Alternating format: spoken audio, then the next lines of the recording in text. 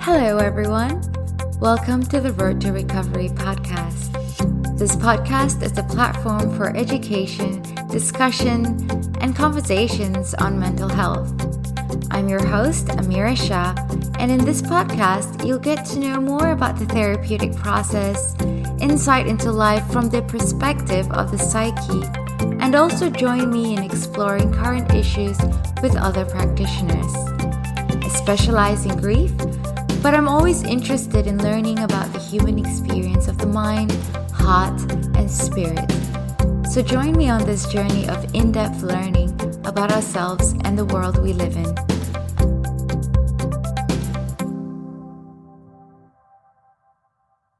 Hello, everyone. Welcome to Science of the Soul. Today I have with me Mr. Dan Davis. Dan is the proud private practice owner of MetaMinds Therapy. He is also a drone expert. So he runs Australia's #1 drone YouTube channel, and he has a course on the Fearless Drone Academy. And on top of that, he also has 2 podcast shows, one on MetaMinds and the power of showing up. So I'm really excited and interested to speak with you, Dan, and thank you very much for joining me on the show. Of course, I appreciate it. Thank you so much. So I guess first things first, tell us all about a little bit about your work, Yeah. drone channel, and your podcasts. Yes. It sounds like a lot when you present it like that. So I've been running a private practice now, MetaMinds Therapy, for 2 years, and I've been operating as a counsellor for 5 years. So when I finished my master's degree and when I was going through my master's, I knew within myself that I was going to go into private practice, but it happened actually a lot quicker than I was expecting. So it's one of those moments where there's like a crossroad, and it's, the option is to play it safe or to take a risk.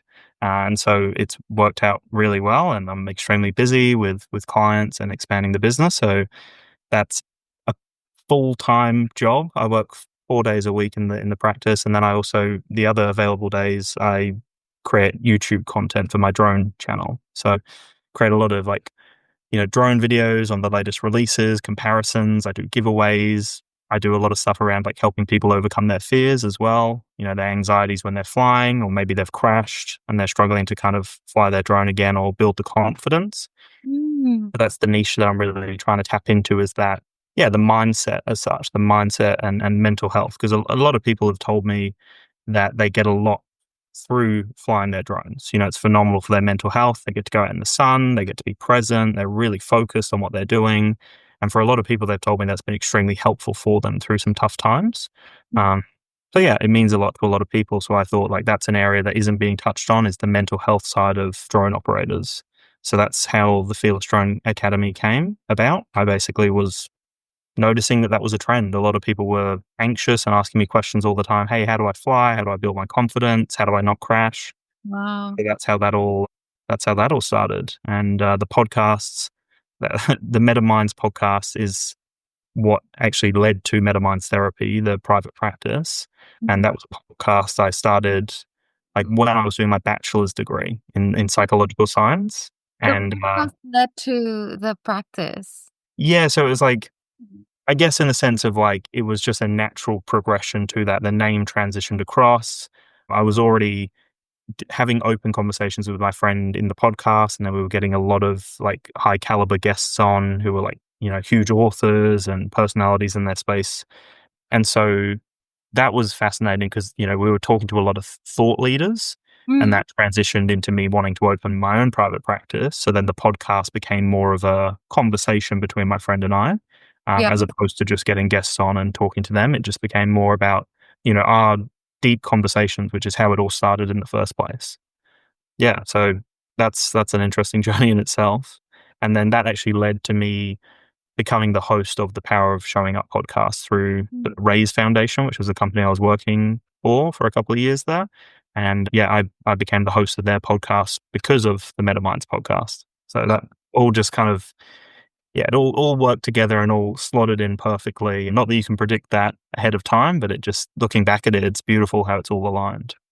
Oh my gosh. Okay. So if you could just, I know this is an end of podcast sort of question, but I just got to ask you now. If you could give that one advice to novice practitioners that are starting out based on your experience of how one thing led to the other, do you have a piece of advice for them? Because it's a really impressive journey. Yeah, yeah, no. I would probably say that, and it's a weird kind of thing to say, but some of the jobs that I had, they made me grow more as a person and a practitioner purely because they didn't align hugely with my values. So some of the roles that I was in, I felt like they were very funding driven, or they weren't client focused, right? And so for me, like that's why I'm a therapist, right? I want to work with people, I want to help people, and I want to be ethical through that process and develop myself so that I can become a more grounded practitioner and person. So I found that there were value conflicts for sure in certain roles I had in the past, and some of the presentations that I was seeing actually made it very clear to me that that's not the type of presentation that I want to continue doing for the rest of my practice, even though I gained a lot from it. So I guess what I'm trying to say is like diversity of experience, right? Right. Trying different roles, not diving straight into private practice Right. because, that can be quite taxing already after finishing a degree to dive straight into building a business. Yeah. So I'd say, the connections I gained, the perspective I gained through the different roles that I've taken along the way have definitely grown me and put me in a position where I've kind of gone, do I want to continue trying to find something that aligns with me, or do I want to create something that aligns with me? So Okay. that's kind of how that all happened. Yeah. Yeah. That's really, oh, that's wisdom right there. Mm. Thank you for sharing that. So let's talk about your actual practice right now. Who do you see? Who do you work with? Yeah. So I work with a variety of presentations. Mhm. When when the practice started, I was working a lot with carers. So I was running like a carer counselling service previously before I transitioned into private practice. So I still see a few carers. I would say that's a staple of the type of work I do. But then, I work with, it's so hard to condense it, right? Like I'm sure we'll get into it as we go, but there's definitely an interest area or a niche that I'm going down that path. But I would say I work with a lot of men. I find that I get a lot of private bookings from men. And so that's the kind of work that's really fulfilling for me. There's a lot behind why that's fulfilling for me, which I'm sure again we'll get into, but that for me is great. I just love that connection when a man who potentially isn't emotionally attuned, hasn't been given the space to be okay with being emotional or unpacking emotions or sitting with discomfort, and then to having, another man across the room from them give them that space and allow them to honor themselves, and then seeing that growth and to see them change, that to me is really fulfilling because that's something I guess I've questioned a lot in myself is how does being a man look? Like, what is that? Like, how, because sometimes I don't, when I was going through my studies, I didn't really know, like, I don't know if I fit in as the mold of what a man is as such. And so that for me is fascinating when I'm able to give men a different space to unpack emotions and be raw and honest and challenge that discourse that, men don't talk about emotions or emotions are weakness or a lot of that discourse that can go around for men in society. So, yeah, I would say like men, I work with adolescents, I work with a lot of women, I work with couples, all sorts of presentations, anxiety, depression, other mental health disorders, creativity, career counselling, all Mm. sorts of things. A lot of trauma work as well. So yeah, I would say for me, like that's actually another piece of advice I would give to my younger self is just working with all presentations because you won't know. A lot of the time, it's hard to know exactly unless there's something that just strikes you and you're like, that's something I'm clearly passionate about. For me, it took a little while to work with different presentations and go, okay, I really enjoy working with adolescents. I really enjoy working with men. I enjoy working with creatives. And that's something that I really enjoy. And then everything else I enjoy as well. So it's trying to find, that priority of where I want to go as well with the practice. So would you say that the bulk of your work nowadays is kind of centered around working with men and adolescents? Or is that just your preferred cohort because that's where you shine brightest? Yeah. So I would say I definitely get a lot of men and adolescents that come through. The next transition is I do want to start running a men's group. So that's the next natural progression in my mind, because I joined one not long ago, gained a lot from that, and saw how much the other men were gaining from that experience. So for me, that's like something that would be extremely fulfilling with all my facilitation skill set and all the counselling knowledge. That makes a lot of sense to transition into that. So yeah, I do work with a lot of men. I work with a lot of adolescents, but then also I would say I get a lot of variety, because I'm doing a combination of telehealth and in-person sessions. And so depending on what the referrals are coming through, or if it's a private session or a supervision session, I do get a fair bit of variety still at this stage. So I definitely wouldn't say it's niched right now. Right. Okay. And, to be honest, it's really nice to have that variety as well. Oh yeah, 100%. I love that. Hey everyone! As you might know, my work often centers around grief and trauma. I'm excited to share 2 resources that I've developed to help in these areas. First, my children's book titled The Truck Family is designed to help kids navigate grief in a meaningful way. Many of us were not taught about grief and loss as kids, but let's allow our young ones these days to explore it in a supportive way. It's available as an ebook, a soft copy, and an audiobook. You can find it on my website at aroadtorecovery.com. That is AROAD2recovery.com. The second resource is the Culturally Informed Trauma Workbook. It's a practical tool for both individuals and practitioners alike, filled with interactive materials to support ongoing healing. You can also find this on my website or on gumroad.com. That is GUMROAD.com. I hope these resources can provide the support and guidance you're looking for. If you want more information about them, please check out the respective podcast episodes on them. Now, let's get back to our show.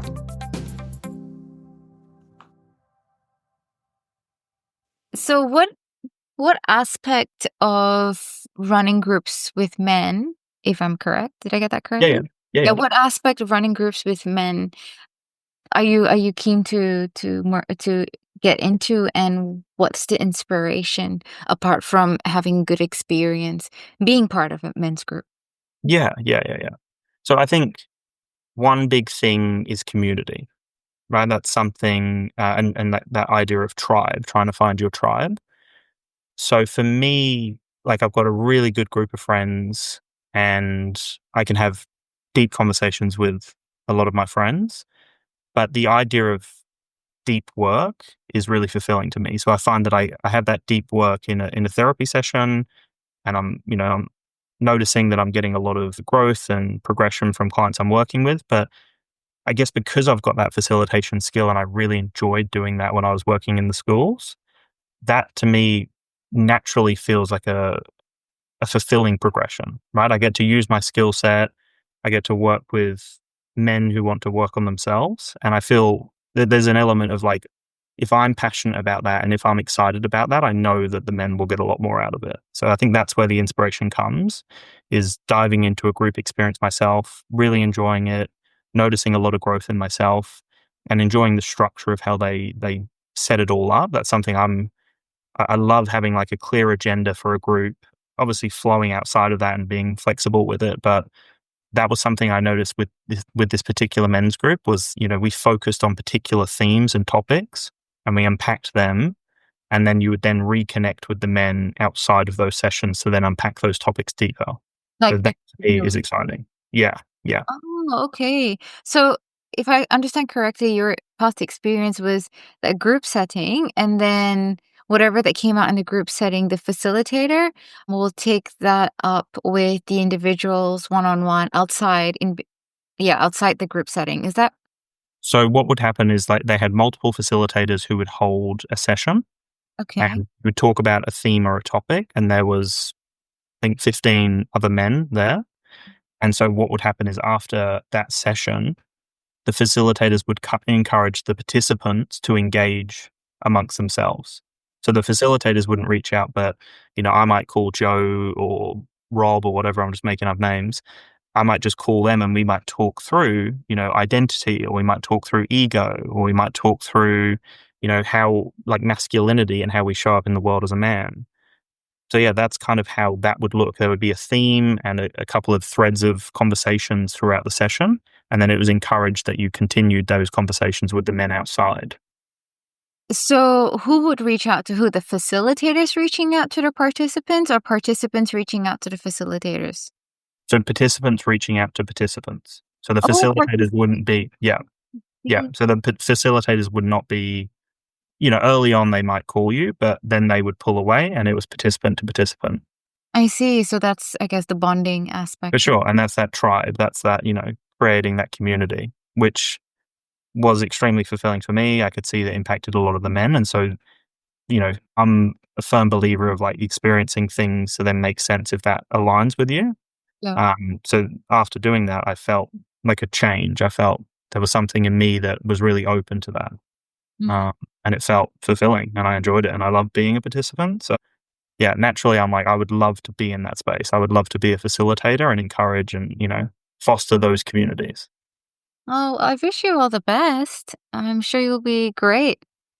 Appreciate Um, it. Yeah, I'm would you very do it excited. alone? Would you do it with, another male facilitator? What do you have in mind? Yeah, the plan is to start relatively small. So I guess the idea would be have groups of maybe up to 6 people. Mm. So starting it on my own at that point, creating a curriculum and creating a process. So the idea that I really enjoyed from this other experience was that they had a 9-week program and then you would go through themes each week and connect each week with the participants. And so for me, that's something that excites me, integrating some of my counseling understanding and research and putting that into the themes that we explore each week. So that would be the plan. And then ultimately, if things go well and as things start to grow, I would then build the group larger and potentially have someone else on. But yeah, the idea is to start it and just have a couple of experiences and see how Yeah. it sits. Yeah. Yeah, and it'll probably unravel and it'll tell you where to go and how to develop it based on Exactly. the data that you receive and the That's feedback. right. Yeah. Yep. 100%. Oh. Yeah. And what about career counseling? You mentioned that just now. And to be honest, I haven't really come across too many career counselors apart from within the university space. Hmm. Yeah, can you tell us a little bit more about that? Yeah. So I guess naturally, when a referral might come through or someone privately books, occasionally you talk about career path and you talk about trajectory, right, of what their future looks like. And so, yeah, I noticed that that was something that, again, really interested me because it was my experience of not having any idea what I wanted to do at all when I was young, right? So I really like working with adolescents through their career because, again, they're at that vulnerable age where there's a lot of pressure. Parents are typically pushing them to figure out their lives and what they're going to do next. And so, that's something I know all too well, like not having any idea where to go, trying to figure it out, going down an IT path and a web design diploma and going, is this something I want to do? And then going, okay, this doesn't feel right. What's my next path? And then transitioning to psychology. It's just, it can be really hard to figure out what those next steps are. So to me, that's again another fulfilling area that I feel connects with almost like an inner child part of me or a part of me that was maybe struggling through that phase in my life. Yeah, so I combine a few different things. Like I've done a bunch of different things where I've actually integrated AI as well and done some deep research with a client through like we've done their values. So we've worked through all their values to identify what's most important to them, Mhm. worked through like a personality test to identify what their personality type is, and then to unpack what careers potentially gel with that type of personality. And then done some other work around, interest areas, what they excel in at school potentially, things that they're really inspired by. And then we would put all of that into an AI model and de-identify it to try to create like a deep learning of some recommendations around, different areas that might interest them. And then I get that client to then go out and research those different careers, learn about them, call universities. And to me, that, yeah, it seems like it's a nice fit. It's almost like an offer in some way. I don't know whether at some point I'm going to push more of that on my website around career counselling because, again, that's quite fun for me. There's like a playfulness to that Mm. where I find that when they're coming to me with a lot of stress because there's a lot of pressure on them to figure it out. Yeah. Yeah, and the pressure comes with a financial tag as well. Yeah, Uh, 100%.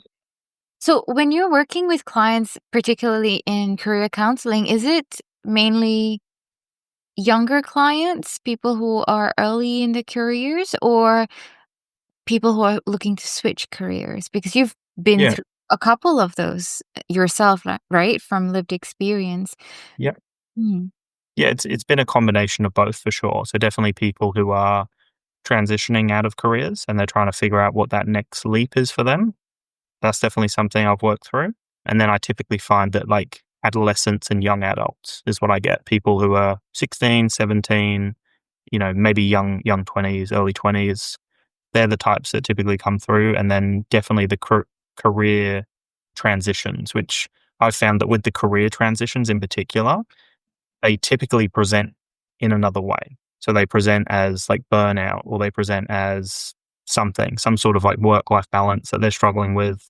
And then it gets to the point that they're able to identify that this is something they're really struggling with and they're not enjoying their work and they don't feel fulfilled potentially in their role. And then that's naturally where it might go. Mm. They say, "Oh, I've considered other careers. Is that something we can talk through?" You Yeah, know? that sort of data can also feed really well into this model that you've created, which sounds really incredible. What an idea. Yeah, I mean, I'm definitely keen to expand on it and, yeah, try to figure out different ways, but it's exciting. It's a fun way of trying to get as much data as you can. And again, I think back to my younger self, and there's just so much information out there now, and there's so many tools we can use to gather that information that I didn't have when I was younger, right? And I had to figure it out as a lot of people did. Mm. So I guess I'm thinking like, well, how can we harness some of that power to Mm. make things a little, to have some more informed decisions around our next step in life? Yeah. Look, as you're thinking, I kind of had a little memory flash where Mm. I think I remember doing a careers sort of psychology test to see, what career I'm best suited for. And I remember how rudimentary it was. Mm. Results that came out was really unhelpful. And when Yeah. I tried to follow that, it bombed. It bombed hard. Yeah. Yeah, yeah, I remember that. Mm. So Yeah, that was 100%. years ago. That's a common experience for sure. That I've heard that from a lot of people as well. It's just a routine questionnaire potentially, right? Or it's just a general kind of, "Oh, maybe you would be interested in this." It's not really backed by anything. No, this was actually done as a psych unit. It was Oh. a really extensive questionnaire. It was yeah, it was one of those things that you needed to purchase if you did it on your own, like for $50 or $100. But because we had to do an assignment out of it, we were supposed to do the questionnaire, analyze the data, and it was Mm. based on personality. Look, honestly, I can't remember. This was literally 20 years ago. So yeah, and I remember my result was, get this, actually, get this. Mm. One was something to do in sales. Okay. I can do sales Yep. for products that I'm really passionate about. I've done that, and they were all therapeutic resources. So I think I was good at that, but I'm not a salesperson in the core. And then the other one that was stronger was an immunologist. I was like, Interesting. what is that? Yeah. So yeah, something in the medical field or allied health field. Anyways, I didn't. Mm.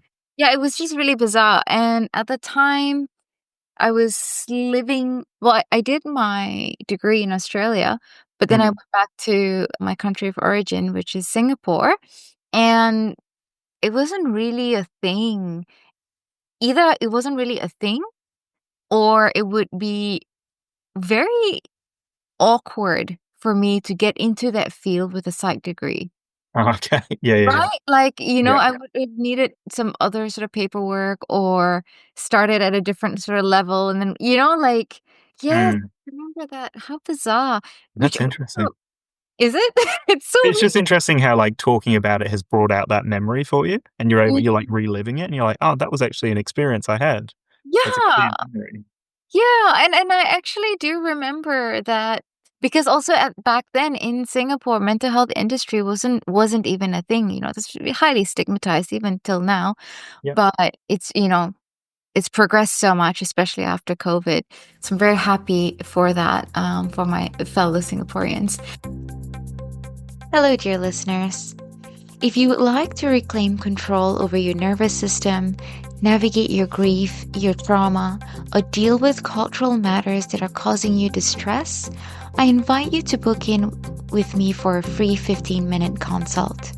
In this consult, I will learn about your concerns, provide you with some tools and techniques to calm your nervous system, as well as give you a customized treatment plan.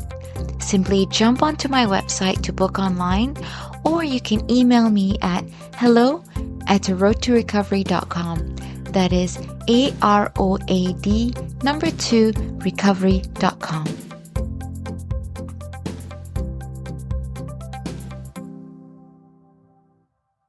The other thing that I wanted to mention is that our values do change over our lifetime, and our personalities, maybe in the core bits, don't change too much. But yeah, I mean, if you've done your personality, like a Myers-Briggs 10 years ago compared to now, you might see some differences as Oh, well. yeah. Yeah. 100%. Yeah. And that's something, I talk about extensively with clients before we even go into doing a personality test because, typically personalities do change over time, right? Mm, There's shifts to values as well over time. And so I find that quite interesting when, especially if like, maybe a parent, for example, might be there for that first session just to, for me to go through confidentiality and whatnot. And then just asking the parent, oh, did you have your career figured out at 17, for example, or did you know what you were going to do when you were younger? And a lot of the time it's no, I had no idea, right? clever. Um, so that can be quite interesting as well, just to address that, because then I'll go, yeah, I feel the exact same. At 17, I had no idea what I wanted to do. And it wasn't until I was like, mid-20s that I was kind of like, oh yeah, maybe this could be a path kind of thing. So normalizing that from an outsider, yourself, Mm, who's an expert and a professional, and also from within the family. 100%. Yeah, yeah. I think it's just an important thing to put out there, right? It's one of those things that it's just doesn't naturally come out in the session anyway. It's not like a parent's going to bring that or a Yep. child's going to bring that. So I feel like that's quite an important thing just to put out there because it can be quite exhausting. And also, it's more common than ever now for people to change careers, right? Yeah. In, when their when their parents were younger, it was a little bit more common to potentially follow on the family path, or potentially you were just fixed to one career and you wouldn't change that career. It was too much of a change, or it wasn't even normalized. Where Mm, now it's just normalized that people do change careers rapidly, and it's not as big of a deal as maybe it used to be presented. yeah. Yeah. And I remember a time whereby it's like, well, you're gonna put down all these different things that you've done. People are gonna think you can't make up your mind. And Mm, shifted away from that, going like, actually, I've done X number of years doing this and that, and all that together. Look at what I'm bringing to the table. yeah, 100%. Unique set of skills. So yeah. Anyways, thank you for sharing that. It's very cool. You've got quite a few things tucked up your sleeve Yeah. for your future in your private practice. Can you tell me a little bit more about the creative side of you? Because it seems like you're doing this drone stuff, you did the podcasting, even in terms of your work with counseling with the different groups, different clientele groups, and your the men's group that you're thinking of doing. Everything sounds very creative. So can you tell me a bit more about that source that's within Mm, Dan that is flourishing with ideas? yeah, no, great question. It's a tough one to answer because I don't always put myself in that creative box for some reason. Like, even though I'm clearly doing creative pursuits, Mm. yeah, sometimes I Your think I shirt down. is very creative looking as Yeah, well. yeah, So for people who won't be able to see him because this is only audio, he's wearing this kind of colorful-ish, muted colorful-ish shirt with lots of different shapes, yeah. like circles and rectangles and different stripes and Different zigzag. patterns. Yeah, Yeah, exactly. Yeah, yeah. So from definitely it. afar, I would think that you're actually a musician. There you If go. I didn't know you. Yeah, yeah, yeah. People Beautiful. are different. Yeah. That's awesome. Yeah, I guess it's like I think when I think about creativity for myself, I think that my creativity, I don't even know if this is gonna make sense, but it kinda comes from the emotional awareness that I have. I feel like I'm so in tune with myself emotionally, which can sometimes be, the opposite where we overthink or we can kinda get caught up in the weeds of thought. But I find that that's something that inspires a lot because a lot of the stuff I'm doing is heart driven. Mm, So when I think about the men's group, the idea isn't, I want to create the most creative men's group, the most cutting edge men's group. My thing's all more about, ego driven. right. It's like, I want to create a community. I want to create a tribe. I want to help people have meaningful experiences. And that's the same with my counseling. When I think about the drone course that I developed, again, it's like, that's something, yeah, you could look at that as a creative endeavor, something that I've creatively gone down that path. But when I presented that idea and when I started thinking about fleshing that out, the intention again was, well, how can I help people who are trying to overcome something, which is a fear of flying? So again, it's more emotion focused. It's more, how can I help people overcome some of their challenges that are coming up, whether that's their own restrictions or whether that's something else. So yeah, I find that that's maybe where my creativity comes from, which you could argue that creativity is typically quite deeply emotional anyway. Mm, Right. Not in every context, but you think about musicians, you think about artists, you think about people who are creating art, typically they're emotion driven. mm. That's my perspective anyway. So I guess, yeah, I guess that does make a lot of sense. And I think that's maybe that kind of clarifies it for me actually, because I've kind of I've always Well, you're seen it as, welcome. yeah, thank you for that. Thank you for that. Because that makes a lot of sense as I'm saying that. Like at first I'm like, will that make sense if I explain it that way? But I Mm, guess it does make sense in that context of like people who are creative are typically emotional beings. yep, yep. High Yeah. EQ. I mean, Yeah. that's what therapy is, right? It's an art and a science Yeah. that 100%. walk hand in hand. Yeah. Yeah, thanks 100%. for sharing that. Now, Thank you for asking that question. yes, of course. Quick question. Yep. I learned from you earlier that before we started recording that you do also run supervision. Can you say a few words on, yeah, on your work around supervision or facilitating supervision groups if you do that? Yeah, yeah. Yeah, so, yeah, I've been running individual supervision sessions now for about a year and a half, I would say, pretty consistently. And recently I transitioned into offering group supervision. And so for me, that was because the supervision piece is refreshing, right? There's a different energy in the room when you're working with someone who's a peer. Yep. And so that's, I guess, like we spoke about it a little bit. Diversity is like something that I really enjoy. I enjoy that diversity of experience, and especially in my work. And potentially, you could see that also as like a downfall because you have to, my attention can be split a lot between different areas. But yeah, I find that that's something I really enjoy having a diversity of experience, diversity of presentations.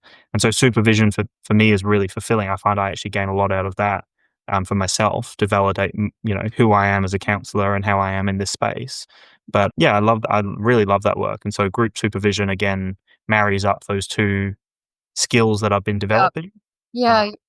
and it's great. Like, we had one last month and I gained so much out of it myself because we're talking about boundaries. We're talking about, disclosure in a counseling space and what the appropriate amount of disclosure is. And if disclosure does serve a place in counseling or whether that's wrong. And, we spoke about a lot of stuff to do with boundaries and wearing the different hats of personal life and professional life.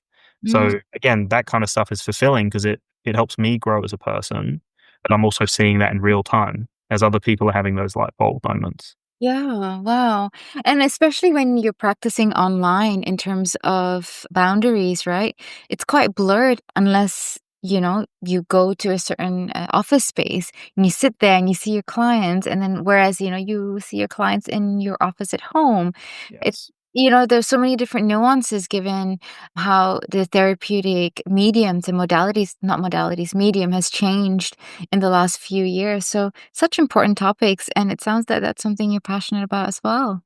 Yes, definitely. That's something that I see myself wanting to do more of is the group supervision in particular, Mm, uh, which is so fascinating to me because I think back to high school and I think back to English and I think back to like having to do presentations. And that was something that I was frozen by. I remember asking teachers, "Oh, can I do my presentation in the lunch break?" Do I have to do it in front of everyone?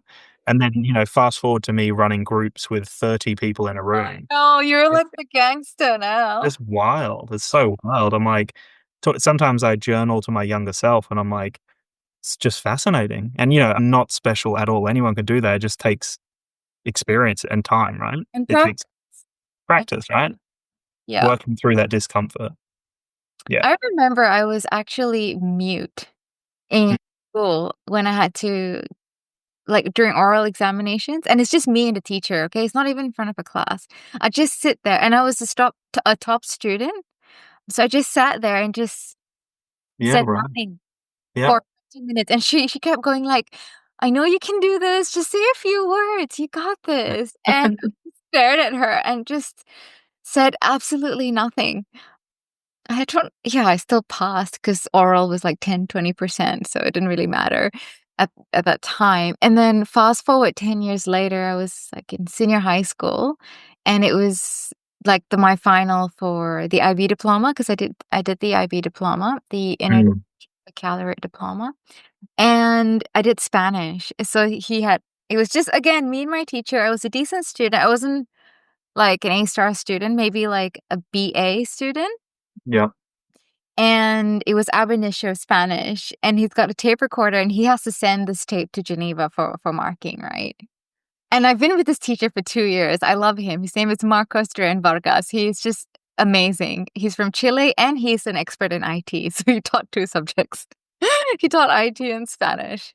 And I had to introduce my name and my number, like my ID number. And, it was on me. Okay. And it's like, me llamo, Amirah, mi número, blah, blah, blah.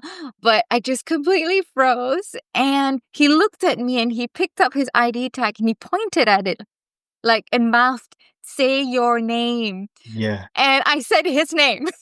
I was just like, oh my gosh, this is terrible. It was so bad. Thankfully, he got permission to wipe it and give me a second shot at it because he was like, "What is wrong with you?" And similarly now, yeah, like I'll be running a webinar in a couple of weeks. Yeah. I ran a workshop last month. I was lecturing for how many years? Yeah. So yeah, I totally understand how you That's feel awesome. going Well, on. what do you put that down to from your experience? How have you been able to overcome that discomfort or fear, would you say? It was because I needed the grades. It was Okay.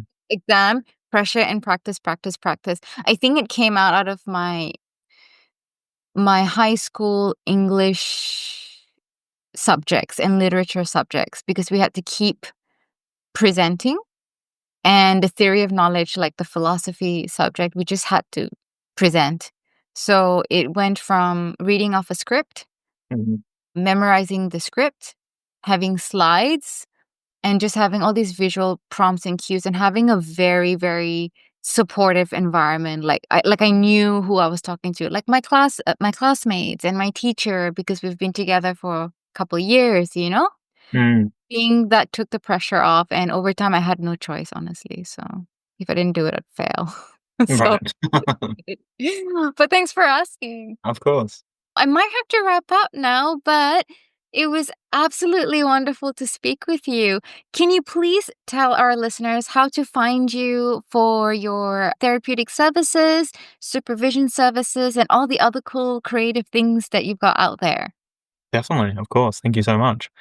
So for my therapeutic services and supervision, it's through MetaMindsTherapy.com. And that website's actually getting a huge overhaul soon. So there'll be clear, distinct services on there for my supervision and individual and couples and all that kind of stuff. So that's through MetaMinds Therapy. For the drone side of things, it's Dan's Tube, like YouTube, but danstube.tv. That's my drone channel, and that's all the socials attached to that. I've got the exact same name and spelling. Okay. And then the Fearless Drone Academy. So fearlessdrone.academy for that website. All right, and I'll put all those links in the show notes when we publish this. And let's take a quick screenshot photo of us talking together. Is that cool? Yeah, 100%. Alrighty. 1, 2, 3.